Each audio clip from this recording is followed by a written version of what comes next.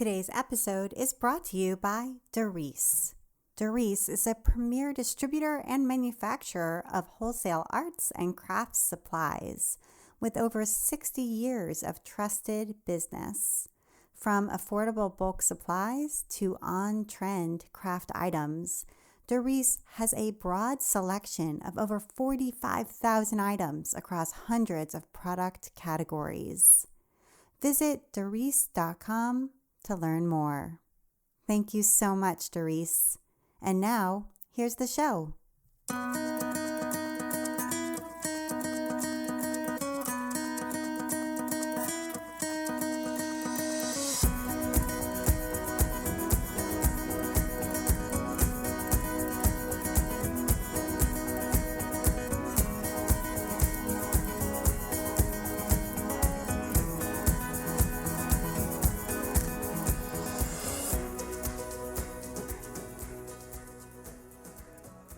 Welcome to episode 158 of the Craft Industry Alliance podcast.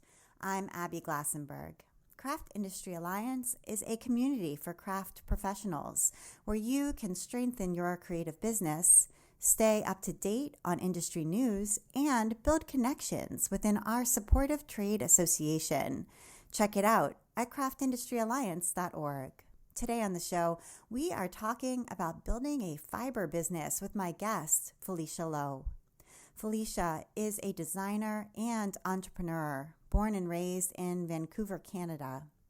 Her lifelong passion for knitting, color, and design led her to starting the SweetGeorgia blog in 2004. A year later, SweetGeorgia was founded at her dining room table with nothing more than 3 skeins of sock yarn for sale on Etsy. Since then, SweetGeorgia has become a way of life where work and play are inseparable. In 2017, she published her first book, Dying to Spin and Knit, with Interweave Press, and currently, she's developing the School of SweetGeorgia to offer online fiber arts education to color-obsessed crafters. When she's not playing with yarn or hunting tacos and ramen, she's chasing her 2 young children around with her orange-loving husband. Felicia Lo, welcome. Thank you so much. Thank you.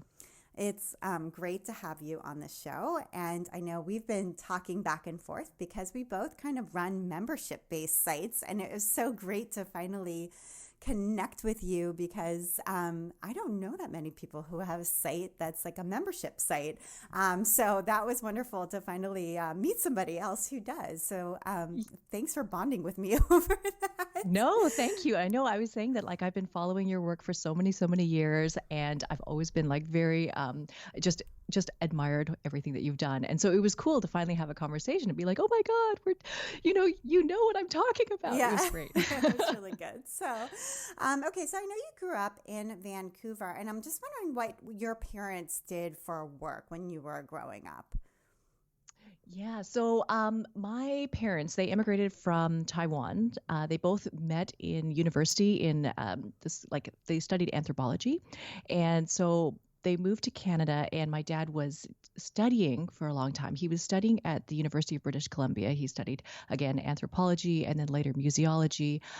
We moved to Toronto for about 10 years, and he worked at the Royal Ontario Museum, so the ROM in Toronto, and he worked sort of designing the exhibits for the Far East Asian the wing of the museum. And so he did that for, a long time. And then he decided to stop that work. And then we moved back to Vancouver. And that's when he decided to be like full-time painter and printmaker. He transitioned into a full-time creative career. Wow, that is really neat. Both super neat pursuits. So it sounds like you kind of grew up in a household that was creative, maybe. And I'm sure he brought some of those passions into his home as well.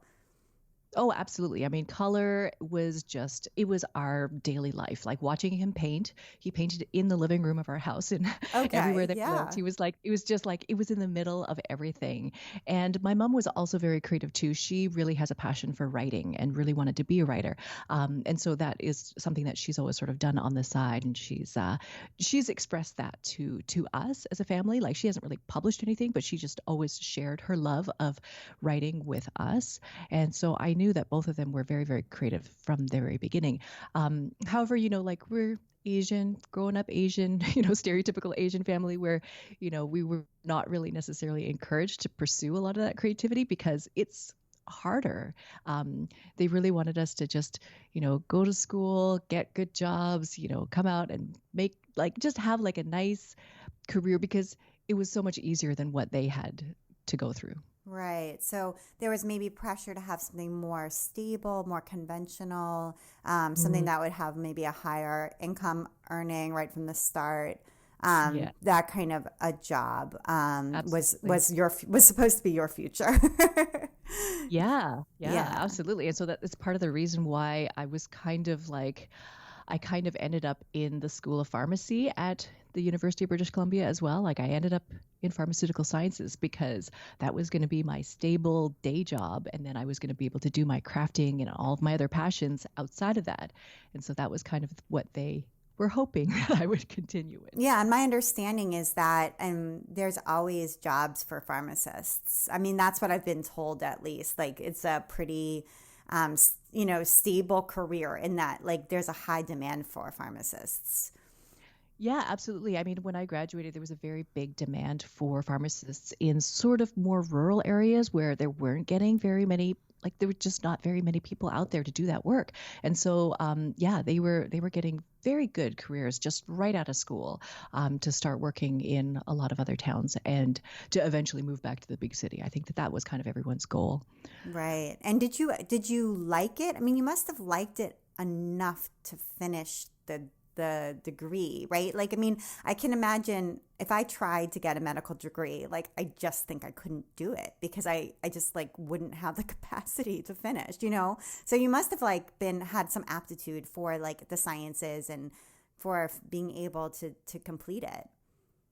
Yeah, I mean, I like science. I have a very, I had a really good short-term memory at the time when I was in university, so I could, quickly learn something and quickly test on it, and it was totally fine. So school was like not a big deal, but the thing that was a big deal was the fact that I had got in. I felt compelled, and I felt like it was my obligation to finish. So I finished the degree, even though I wasn't passionate about it, I wasn't like in love with it. There were aspects of it that I noticed, like looking back now, I realize it indicated to me a different path. Like in pharmacy, there's obviously like you're learning a lot about medications and all these kinds of things, but then there's also in community practice, there's the practice of compounding, which is basically to take a whole bunch of medicine and put it together in a cream or an ointment or mix it together or mix it. And that it's kind of like cooking, but they call it compounding. And that was one of my favorite parts of the practice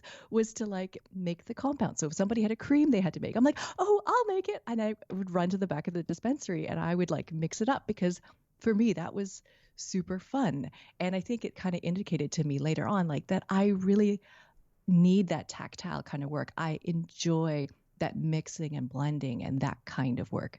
The other thing that kind of came up for me is that one time we had to work on a group project and it was supposed to be researching something to do with AIDS.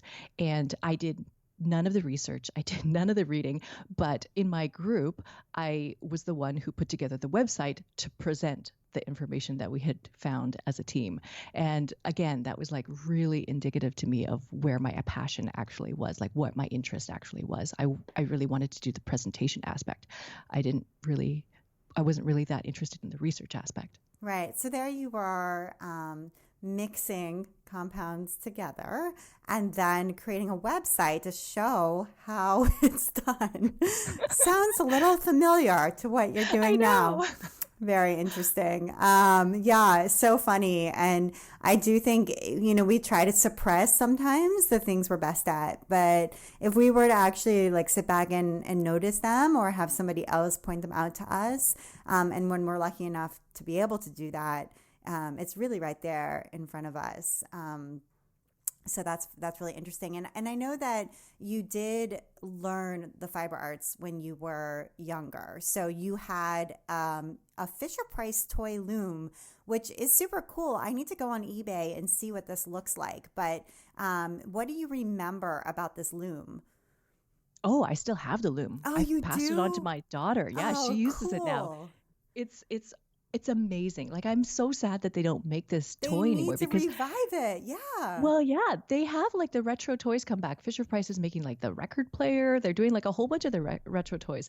But this loom is awesome. It's literally just like a couple of pieces of plastic. You screw them together with these big screws and big bolts, and then they make like a frame.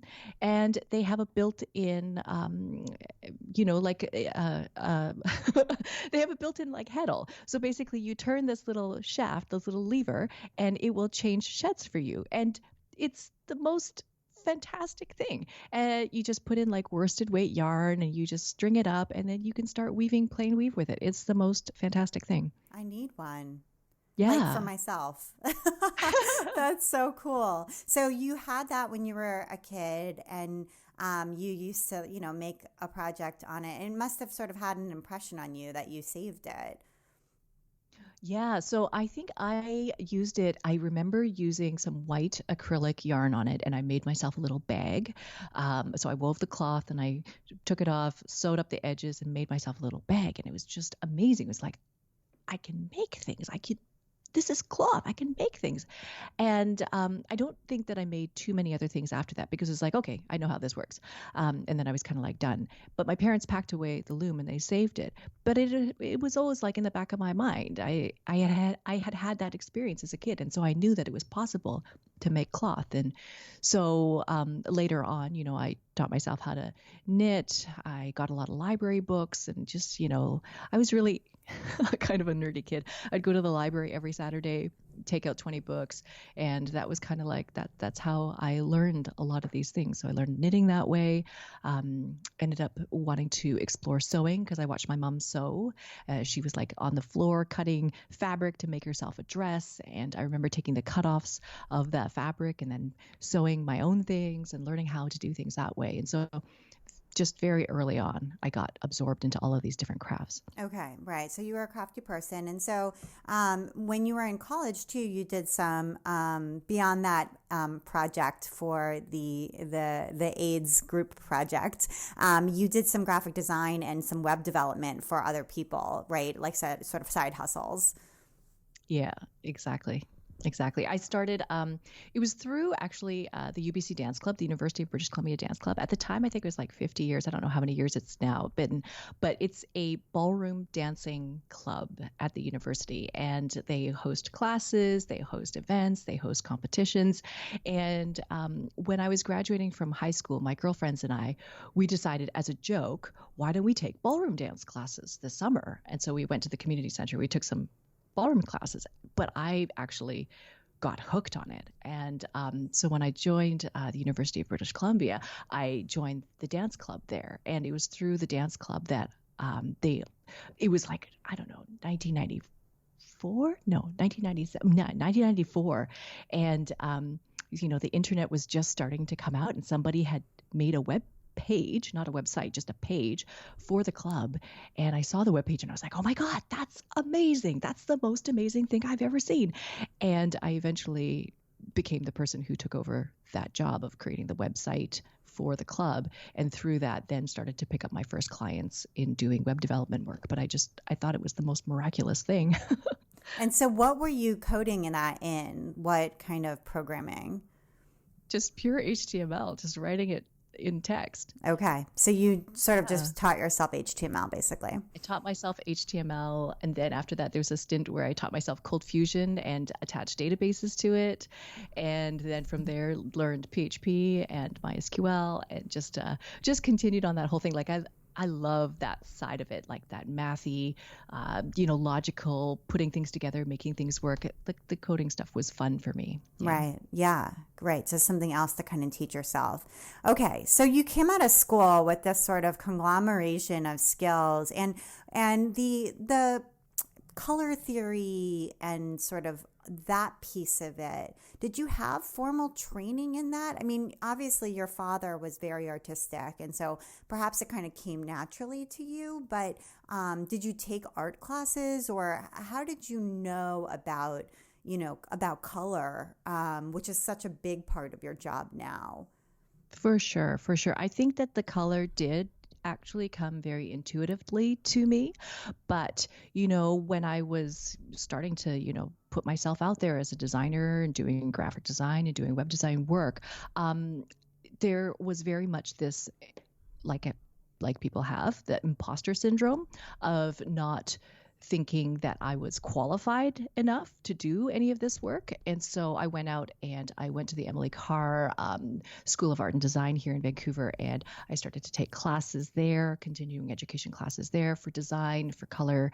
I went to like another local college for just to learn as much as I possibly could as a way, not necessarily to learn, but almost like to validate my skills, to say that I was good enough to do this work. So I did take a lot of classes in color and color theory and design and all this kind of stuff afterwards. But it was kind of like to have that solid foundation. Right, to get like the credential so you could Yeah, have that mark of a stamp of approval. Right. exactly. Someone else telling you, oh, you're okay now. Sometimes we need that in life. Yeah. That's okay. All right. So, and back in 2004, and we talked in the introduction about you starting your blog, the SweetGeorgia blog. You were knitting a sweater, a Rowan sweater, and sort of wanting to know a little bit more about it, and made kind of this discovery of knitting blog. So talk about that discovery, that moment, that sweater, and sort of what that was like for you. Yeah. So when I had sort of picked up knitting again, the local yarn store, they had all these beautiful Rowan patterns and all the beautiful Rowan yarns. And I stumbled upon one of the latest issues, and there was a sweater in there called Audrey. And it was kind of like a boat neck. It had ribbing, and it looked like, oh, I can make this. So, I started to look online, and there was a knit along, and I'd never heard of a knit along. I didn't know what that was, but these women were like self-organizing themselves, and everybody was posting pictures of the sweater that they had made, them wearing the sweater. They posted progress photos. They talked about challenges. They talked about how they did a bind off. It was amazing, and it was just this network of all these web pages, journal entries by people. And I was like, oh my gosh, I want to be able to participate. I want to make this sweater. I want to join the group. I want to be able to share what I've made. And I think that that's kind of where I sort of discovered that people were making knitting blogs, and I'd never heard of it before. I'd never seen anything like it.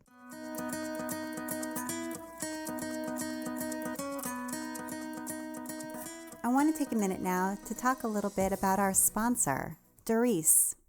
Doris is a premier wholesaler in the arts and crafts industry with over 60 years of trusted business. With over 45,000 items across hundreds of product categories, they're your one-stop source for supplies for your craft hobby, business, or store. Whether you make items to sell at craft fairs and your Etsy shop, or you teach workshops, or you make craft kits to sell, find all the supplies and products you need for your handcrafted items at Doris. Since its beginnings, Doris has prided itself on being focused on makers and independent business owners. Buying your supplies wholesale direct means more profit for you. Their top categories for makers include craft basics and tools, jewelry making supplies, wood and unfinished surfaces, floral, art supplies, paper crafts, and so much more. Let Doris be both your DIY source and your resource. Their website and blog feature trend reports, small business tools and articles, project ideas, and tutorials and more. To best serve small businesses, Doris offers a low minimum order of just $75, and all orders ship at no additional cost with their freight included program. So there's an exclusive offer for Craft Industry Alliance listeners. Just visit Doris.com and use the promo code CIA20, that's CIA20, at checkout for 20% off your order. The offer is valid through December 31st, 2019. So go act now at Doris.com. Thank you so much, Doris. And now back to my conversation with Felicia. Yeah, I remember. So I had a similar beginning story where, there was a woman in Australia who started a challenge where it was like you were to make a softie, like a sewn stuffed animal, like once a month around a theme and then post a picture of it. And that's what you did to participate. And I thought in the beginning, like you had to send it in, like somewhere. I was like, how do you do this, And it was like, no, you just post the picture on Flickr. Like that was it. That was how you did it. But like hundreds and hundreds of people from all over the world were participating. And then I was like, I want to do this, And then how do I do it? How do I get started? And then it was like, how do I take it to the next level? I need a blog, And that was sort of my entry point. But that discovery that there were people out there that were participating in some sort of community-based, interaction where they were sharing information and coming together around this singular activity that I also really wanted to be part of, was really an incredible discovery. And so I totally relate to that and that sort of very early crafty internet moment. It was really exciting. So how did you come up with this name, SweetGeorgia, and what was your blog about when it began?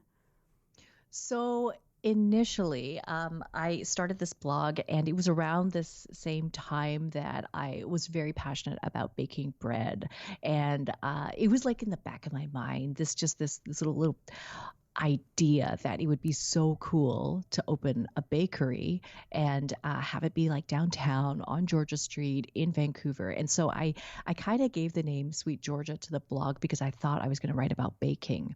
But I think I really wrote like one or two posts about bread. And then the rest of it was all about knitting. Amazing. And so then I just continued on with the whole knitting thing. That is an amazing origin story. I had no idea. Okay. So it was really about something really different from what you first thought about when you started. And did you ever consider changing the name, or do you just sort of feel like it came to encompass something else and that's okay? Yeah, it just came to encompass. It was just kind of like my alter ego, I guess, in some ways. And it was just like, well, this is all the things that I'm really excited about. And it doesn't necessarily have to be about Georgia Street. It doesn't necessarily have to be about baking. I finally sort of realized that, bakers have to wake up really, really early in the morning in order to like get the bread going and all that kind of stuff before the bakery opens. And I was like, I don't really think I want to have that kind of a lifestyle. So yeah, I just continued on with the rest of the things that I enjoyed. And I was like, oh, I guess I'll just keep the name.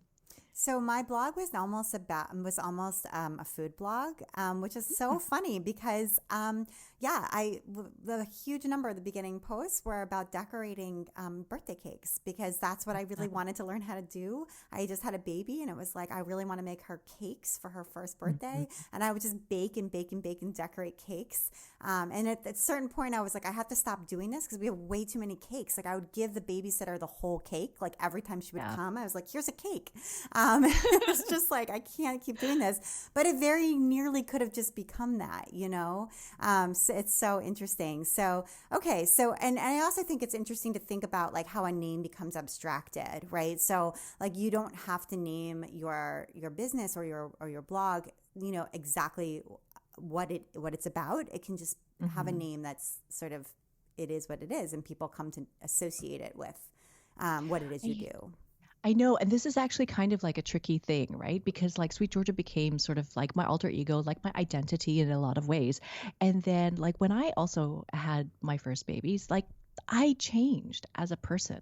And the things that I was interested in, things that I was wanting to write about also changed. And that was a real big struggle for me because then at what point people recognize you for the thing that you do and that identity that you created or what they see. But when you change, can they change with you? Can you just change what you write about? Like I don't know. I struggled a long time with that whole concept. Yeah. And So how did it change for you? Like what were you doing before babies, and what were you doing in the midst of all of that and afterward? Like what shifted, and tell us a little bit about that time. Oh, I think one of the main things that shifted was that just I had no more time to make things. So before kids, like I was just all in. I was just 7 days a week, just always either making things or working on the business or just I was very involved in every part of my business and every part of Sweet Georgia. And so every photo, every yarn that I spun, I take a photo and all these kinds of things. And then after having kids, just all of that crafty time vanished for me. And then it was a very big struggle to say, well, can I have a crafting blog? Can I have a knitting blog when I don't knit anything anymore? Because like I have carpal tunnel because I'm all swollen and like I'm not making things. Like, can I continue to have this? Is it still me? Does it still represent who I am and what I do? And it took some time to get through that. So what did you do? I mean, did you just take a break and not post anything? Did you post about other things, or how did you get through it? Because clearly you're still here. You've still got a business, which we'll get to what your business looks like now, which is it's thriving. So so clearly you made it through. But that is a rough period, and you did have this business before a really big life change, and I think a lot of people really struggle when their lives change, whether it's through an illness or through taking care of somebody in their family for a period of time. I mean, or moving, having a family member deployed. I mean, there's so many things that happen in life, and that's the reality. And then you have to sort of look at what you're doing and say, well, what do I do with it now? Absolutely, absolutely. So I mean, so before I had our kids, I had business coaches and I had people who were very, very helpful, and I leaned on them for support because they had had kids and they had businesses as well. And so I was asking, well, how do you do this? Like, how do I have a business and have kids at the same time? And they were very much like, you need to set up systems, you need to delegate, you need to create like procedures so that people can follow the things that you've built and created and keep things going the same way. And so I delegated some of that writing to other people on our team. And I'm super, super thankful that they kept the whole thing going by continuing to post, posts about knitting, and we came up with other topics. And so I just started to bring more people in to the blog and the writing side of things. Okay. Yeah. I think that's how I kind of kept it going. Right. Okay. That makes sense. Yeah. And so by choosing to hire or contract out or even just have guest posters, that's one way to sort of keep things going in an interim period or just for good and take some of that pressure off of you. And in reality, too, what it can help you to do is to make your business a little bit separated from you as a personality. And so it's actually probably healthier because in the long run, if you ever wanted to sell your business, for example, it's not so personality dependent. So it could actually, make your business more valuable. Yeah, absolutely. Yeah, like just speaking about this whole identity idea, like part of the business coach, her advice to me was that I needed to create separation between what was the business and what was me, and to have those things be two different identities, that my identity was too tied up in the thing that I had created.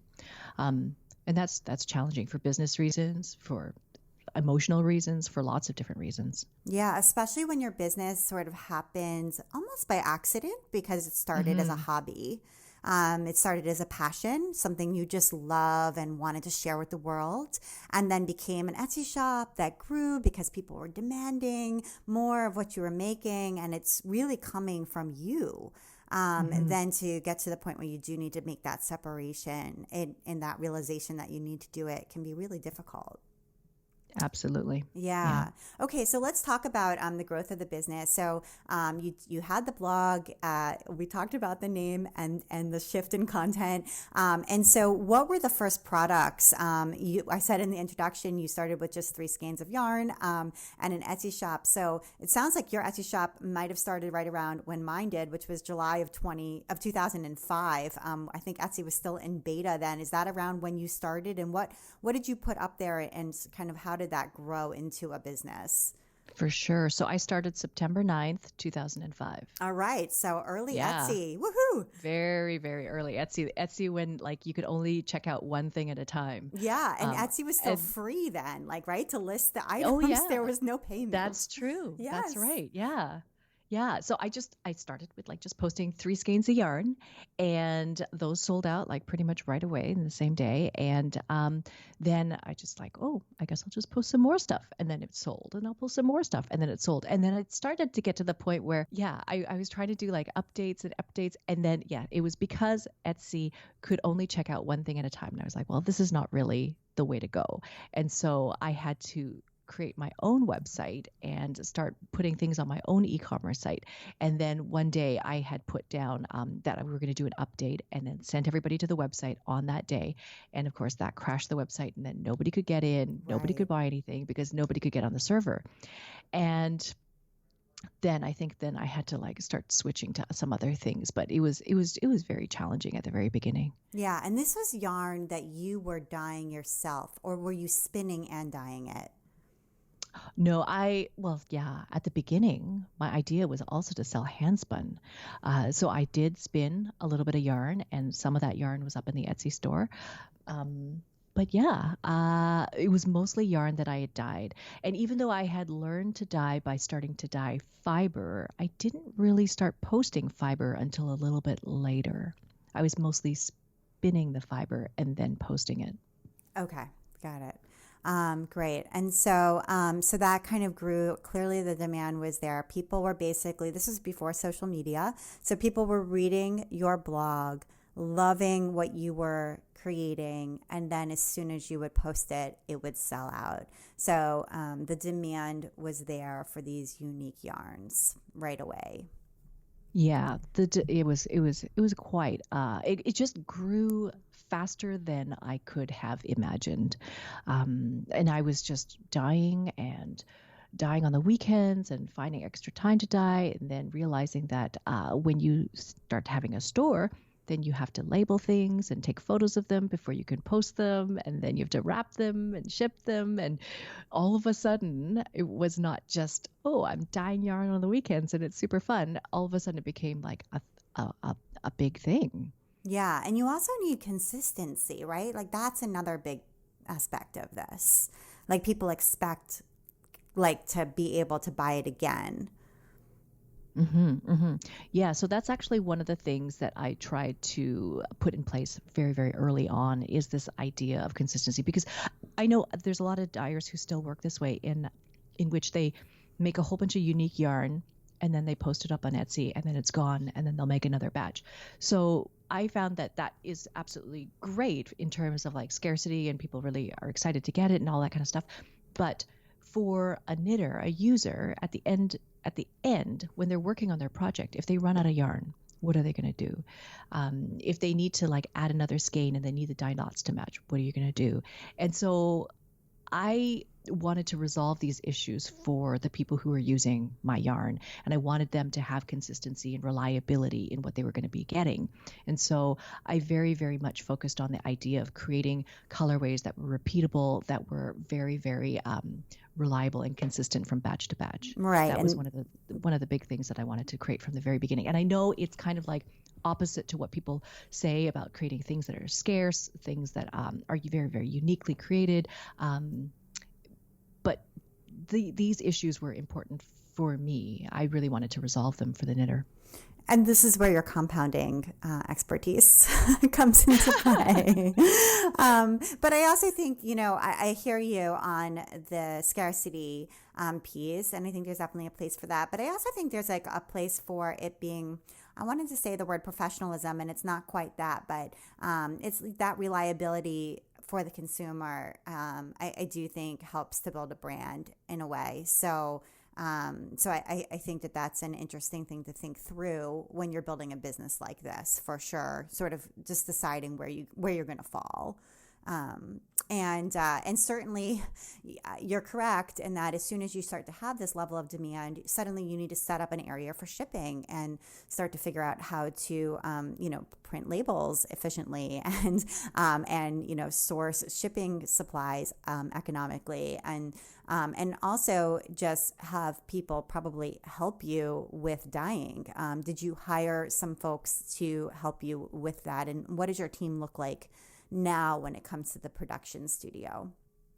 Yeah, so for a very, very long time, it was just me doing everything on my own, and it got to the point where it was just too much, and so I started to I hired my first person, and they came and they helped like stick labels and tie and twist and makes like just package the skeins and things like that, and then hired someone else to come in and also help package, and then it got to the point where I actually got married and went on my honeymoon. And I'd gone like for 2 weeks or something like that. And I came back, and then I realized that I could never leave my business because then no yarn would get dyed. Like nothing would happen if I wasn't there physically dyeing yarn every single day, and that I could never go on vacation. This honeymoon was tricky, like all of these kinds of things. And so coming to the realization that it was very important for me to be able to teach someone else how to dye if I was ever going to consider having a family, right? Being able to be away from my business for any length of time. It was something that was absolutely necessary. So I started to teach these girls how to do the dyeing and gradually added more people to do more packaging and then added more people to do more dyeing. And so now we have a team of about 12 people at our studio, and there's about four people who are dyeing consistently, and then we also have some people on the team who package, but we also have people on the team there's a production manager, there's someone who's a sales manager, we have a marketing person now, and we have like our design director. So there's just everybody has lots of different roles now, and this is like 12 of us together to do this business. Okay, and is everybody local or are some of them remote? So Tabitha, who's our design director, she's remote. She lives in Tennessee. Okay. And everybody else is local. And everybody else is in Vancouver. Okay. And are they contractors or are they actually employees? They're actually employees. They're actually employees. So that's pretty major. And does it ever feel, I mean, I have one part-time employee now and a team of contractors. And does it ever feel scary, like, having that pressure of payroll and feeling like, I've got all these people and they're depending on me for their paycheck, and they, the business has got to perform because, that's their livelihood now. Absolutely. Absolutely. This is absolutely something that is on my mind all of the time. I think a lot about this, about how like, I would love to dye. I love dyeing yarn. I love color. It's fun. It's fun to play with it. But it's a luxury for me to be able to do that kind of work, because the work that I have to do now is to make sure that the business moves forward, that it's doing well, because I'm responsible for this team of people. I'm responsible for everyone, and if they get to pay their rent or if they get to eat, all of these kinds of things, it's extremely important. So I need to focus on ways to make the business function properly and efficiently and effectively. Right. I mean, I think that that's something that maybe not everybody realizes, but when you do have employees, that kind of pressure is on you, and not that it steals any kind of joy, but it just is important to think through that you're, thinking about that. And as you said, you've really become a teacher. You've taught all of these women who work for you now how to do portions of the job that you used to do all by yourself. And now you've also started a school, the School of SweetGeorgia, which you started, I think, maybe 2 years or so ago, which is an online video-based fiber arts school. And it basically is teaching everyone who wants to learn how to do what you do, which is dyeing and spinning, weaving, knitting, color theory, all of that. And, you have all of these videos and information for them. And so I wondered what your motivation initially was for getting the School of SweetGeorgia together and getting it up and running. And then a sort of a follow-up question to that was if you ever had concern, or heard people, warn you, oh, aren't you, training your competitors? Absolutely. Actually, so this is the big challenge. This is actually why it took so long for me to even teach my own team how to do any dyeing. I had been warned by other people who are like, oh, if you teach anybody in your team how to dye, then they're going to run off and start their own shop. Like, aren't you afraid of competition? Aren't you afraid of these kinds of things?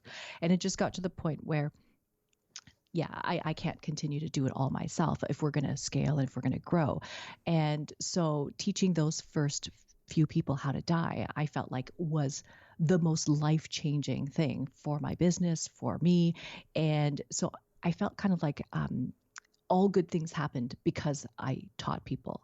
And then again, when people started to ask me to teach classes on how to dye, I was very apprehensive because I was like, well, am I not teaching you how to make the thing that I make to sell? Isn't that kind of backwards? Isn't that's a poor decision, right? And I talked to this other person who started a yoga chain, a yoga studio chain here in Canada. And she gave me the advice to teach everyone with love, and that all good things happen when you teach people.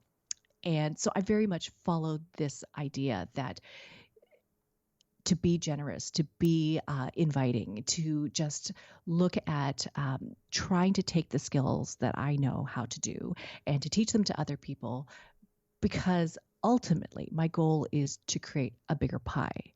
And the bigger pie meaning that I'm trying to bring people into this community who also love the fiber arts.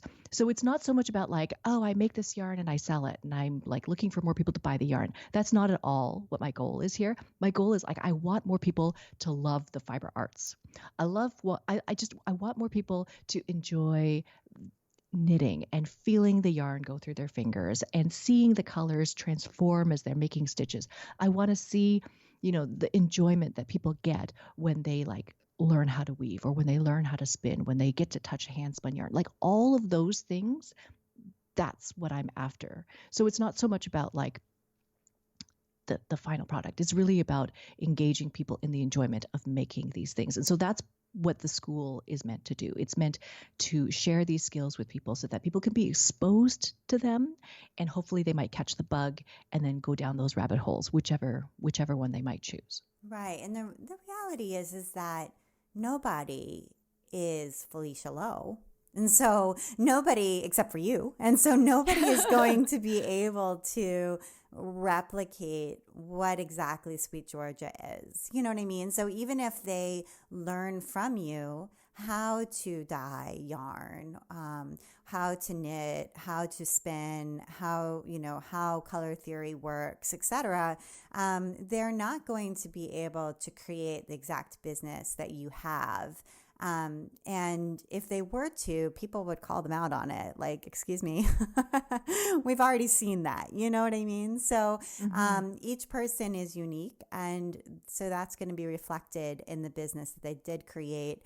And also many people aren't after starting a business. What they're after is learning about the craft.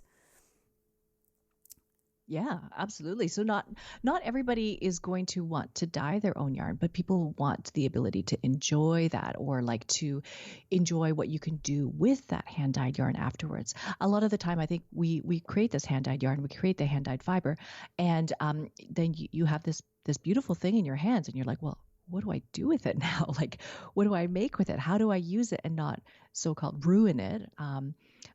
What can I do with it? And so what I'm very much trying to do is take people like beyond the dyed product, but like, how do we knit with it? What is the best way to use it when you're knitting with it? What's the best kind of project to use with a hand dyed yarn? How can you take your hand dyed yarn and how can you weave it? How can you take your hand dyed fiber and spin something with it and spin that yarn and then weave that yarn and make a cloth? And that whole spectrum of the fiber arts, I feel like people just get the very, very beginning of it. And I want to kind of open the gate and then show them all the other cool stuff that can be done. Right, exactly.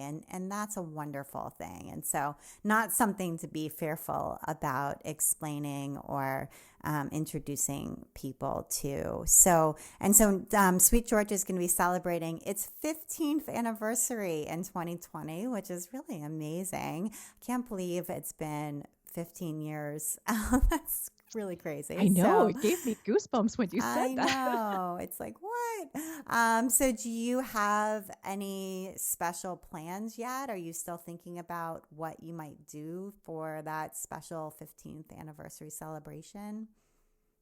I'm still thinking about it. I think like our business is actually going through kind of a big transition right now. And there's definitely going to be changes happening next year. But it's something that I'm definitely still kind of like wrestling with and working through right now. Okay. But it's going to be something good. Something good. Okay. All right. So we'll keep our eyes out for that.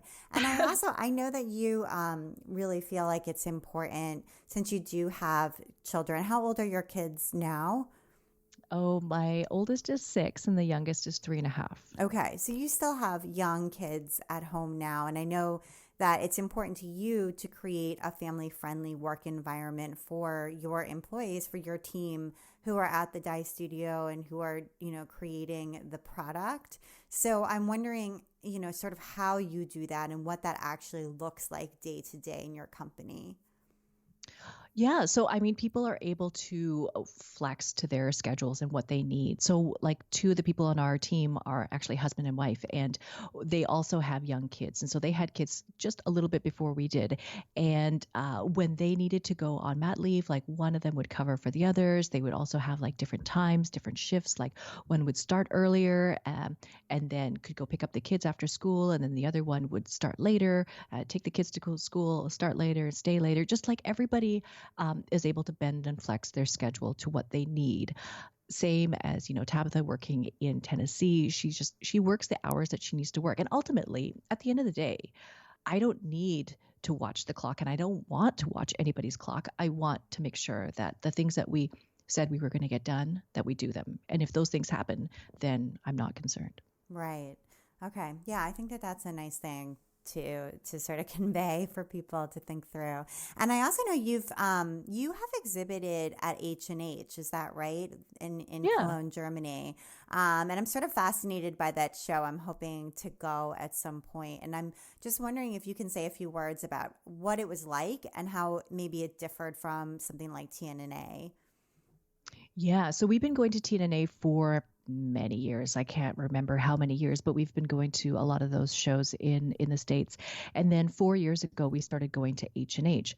And I'd been told about H&H like for a long time. They're like, oh, you need to go to this show. So H&H is bigger than TNA in terms of floor size. And it covers a much broader spectrum of crafts. So when I go to H&H, you see like Bernina, the sewing machine manufacturer, has a ginormous booth. Like Pfaff will have a booth. So sewing machine manufacturers are there. Fabric designers are there. Fabric manufacturers are there. What else? Like a lot of people who, well, obviously like tons and tons of yarn is also there. But yeah, a lot more of the other parts of crafts, like not just the needle arts that we focus on for TNA. I think at TNA it's mostly yarn and needle tools, and then of course needlepoint and stuff like that. I don't see a lot of needlepoint at H&H. Maybe they're at a different show, but the H&H seems to cover like the bigger sewing machine manufacturers and things like that. Okay. And is the Yeah. vibe different or the kind of quality of display? Oh, the quality of display is very, very high. Like we are positioned next to the Gutermann booth, and Gutermann is like the sewing machine, I mean, sewing thread company, and they've been around for, I don't know, like 175 years or something like that. And their booth is like they build a full-on restaurant inside their booth every year. So they build it's a giant construction where you walk into the thing and it looks like a store, and it has all of their thread is all displayed. It's just like a retail store. And then you go to the back of the store and there's a restaurant where people are sitting down and they're having meals, they're having breakfast, they're having coffee, they're having wine, and they conduct their business at the restaurant while they're having coffee. And I feel like very much like that is how TNA has differed from H&H. TNA's more like you walk up and you see everybody's booths, and you're kind of doing business right there within your booth. But at H&H, it seems like it's more done over coffee, over drinks, and it's very much about the relationship building over a long period of time. So we were told not to expect very much unless you go to H&H for at least 3 years. And it was in our 4th year that we're starting to see people come back and be like, oh, they'll say, oh, have you been here before? It's like, yeah, this is our 4th year. And then they're like, oh, okay, now I can talk to you. That sort of a feeling. They want to see that there's longevity, that you're going to be there year after year after year. Interesting. Okay, cool. That's interesting to hear. Okay, so I want to make sure we get to your recommendations because you've got several good ones here. So the first one is your Ashford e-spinner. I have to say I don't know anything about this product. Oh, yeah. Okay. So I am very excited about my new spinning wheel. It's an electronic spinning wheel. And part of what I've been thinking about is how, with young kids and things like that, I put my beautiful, treadle spinning wheels away for a couple of years now because I didn't want them to get dinged. I don't want them to get damaged. And so I haven't done very much spinning. And just a few weeks ago, I got this electronic spinner that I put on an IKEA rolling cart, and I wheel it around to all the rooms on the ground floor with me. And then I just spin wherever I need to be. Like if I'm cooking dinner, I'll just wheel it into the kitchen and I can spin a little bit while I'm waiting. It's been life-changing for me because I feel like I get to do these, my crafts, the things that I love to do, and I get to fit them into these tiny little micro moments of my life where I'm just standing around for like a few minutes. Oh, that is the best. Yeah. I'm a big fan of fitting in things into micro moments. My life is full of micro moments and has been right? Since my kids were born 15 years ago. So yeah, that sounds good. Okay. And you've also been reading a book called Creative Calling by Chase Jarvis, and he's the founder of Creative Live. And I have a class on Creative Live, although when I was out in San Francisco filming it, I have to say I didn't get to meet him, but he's since left Creative Live and now he's written this book called Creative Calling. I haven't read it. What is it about? So it's basically about creating a creative practice. And I think, well, he's still with Creative Live. Is he still there? Okay. Yeah. Sorry. For sure. He's the founder. He's all in on that. Oh, I didn't know that. Okay. Sorry. My mistake. Yeah. No, yeah. So I think I heard about Chase Jarvis like many, many, many years ago when we got married, because our wedding photographers introduced us to his work, and he was making YouTube videos at the time. And then just since then, all of this stuff has kind of like morphed into Creative Live, which is online school for creatives courses and things like that. And so he's written this book that's just come out like a couple months ago about creating a creative practice for your own life. And so I've been reading through it, and there's like a number of phases, create an idea, design your routines and your habits in your space, and then execute, and then amplify, which is basically to share your work with the world. So I think all of these steps is very, very important. But the section that I've been reading about is about creating your signature style. And like we were saying, that nobody can be me, or everyone is very individual. Everybody's got their own thing. But it actually takes quite a lot of work to find out what your thing is, like find out what your style is, so that way when somebody looks at your work, that they can immediately tell that that's something that you created. It is hard. Yeah. Yeah. And so right now, like I am very much into weaving, and I want to express what I've done in hand-dyed yarn and express that in hand-woven things. And my challenge right now is trying to consolidate my ideas and clarify and focus so that I'm not making 100 random hand-woven things, but that I start to hone in on one thing that I really, really like and to try to create a signature style around a hand-woven product. So that's kind of my personal goal for 2020, is to really focus on that kind of thing. Yeah, that's great. And I know Lisa Congdon has a new book out now about developing your creative voice. That's sort of along that same line, and she explores that idea. And I have that book. It's really an inspiring book as well. But you're right, it is hard. It's harder than it looks to develop something that when people see it immediately, they know it's yours. So that's a good one. And then you also wanted to recommend a Netflix series, Breakfast, Lunch, and Dinner, specifically an episode that is the Vancouver episode. So Breakfast, Lunch, and Dinner is like this show that's hosted by David Chang. David Chang is a chef at Momofuku, and he just basically travels to all these different places, kind of like the Anthony Bourdain shows. He travels to different locations and then meets up with a friend, and they just go to different places they eat. And so the Vancouver episode is episode number 1, and it's so cool because Seth Rogen went to high school in a high school not too far away from my high school. And so the way that he describes how things were when we grow up in that time is exactly my experience of growing up in Vancouver. Oh, nice. And he really actually represents Vancouver really, really, really well in this episode. And takes him to all these fabulous places, takes him all the hole-in-the-wall places to have snacks and donuts and dim sum and all these kinds of things. It was a great episode. But at the very, very end, they're sitting in the barbecue place that's in Richmond, which is where we live. And they're having this conversation about what their best work is. And Seth Rogen is talking about like how he does all this stuff. He runs a charity and he produces his thing and he has like a production studio. But the thing that he does the best, he says, is to do writing. So he just wishes that he could spend more time writing. Like the writing is the best thing that he does, but he spends the least amount of time doing that thing. And then David Chang, who's the chef, also like runs these restaurants, writes books, has a podcast, like does all this stuff. And he said that the very best thing that he does is working with food, but he has to do all this other stuff. He's got all these other obligations and all these other responsibilities. And so he spends all of his time doing other stuff, not the food stuff. And so both of them, these two creative people, are sitting there talking about how they just wish they could spend more time doing the thing that they love to do. And I was like tearing up while listening to this, because I was like, I'm not alone. Yeah. That's exactly what I feel. Like, that's exactly what I feel all the time. Like, I think for all of us, we all just want to find more time to spend that time doing the things that we love to do. Yeah. And then the more successful you are because of that thing, it seems like the less amount of time you actually have to do it. So it's hard. Well, Felicia, thank you so much for taking the time to be on the Craft Industry Alliance podcast. I really enjoyed talking with you. Thank you so much. This was really wonderful. I appreciate your time too.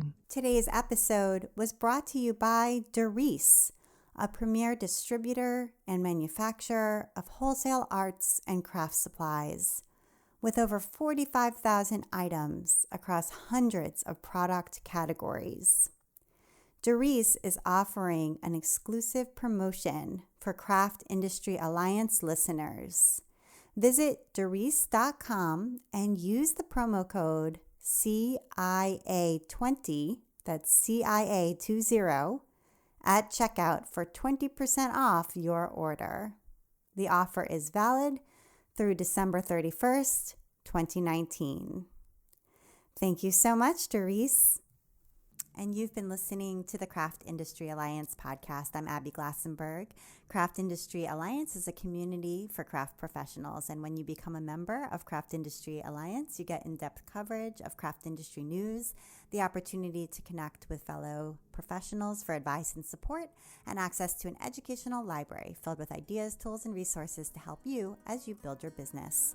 Join us at craftindustrｙalliance.org. Thank you so much, and I'll see you next time.